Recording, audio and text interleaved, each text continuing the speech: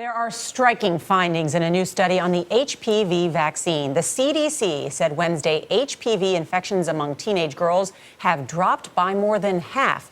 HPV is the most common sexually transmitted disease in the nation, and it can cause cervical cancer. Dr. Carol Brown is a women's cancer specialist at Memorial Sloan Kettering Cancer Center. Doctor, good morning. Good morning. This is a big development because the drop is so dramatic, right?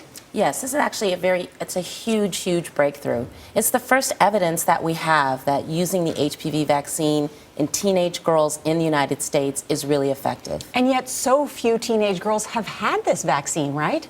That's true. Studies show that about 30% of girls in the United States have been vaccinated. We'd like to get that to 80%.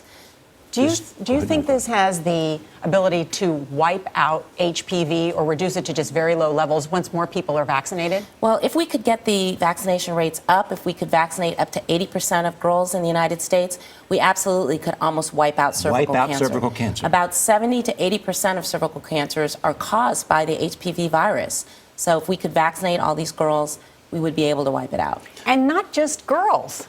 Boys, too, right? Right. Boys should also be vaccinated. That's a recommendation of the Centers for Disease Control and many professional societies, such as mine, the Society of Gynecologic Oncologists. But they were not involved in this study. They were not involved in this study. The major issue is that pediatricians and family practitioners who give the vaccine need to be aware of these findings, and parents who've been hesitant about vaccinating their girls need to hear this amazing news that by doing this, they can really decrease their chances of getting cervical cancer. And just to remind everybody, and we pointed out, HPV is the most common sexually transmitted disease. How common is it? How many people have it?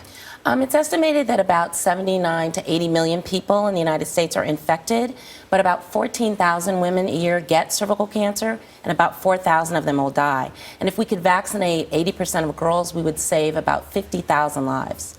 Thank you, Dr. Carol Thank Brown. you. Thank you.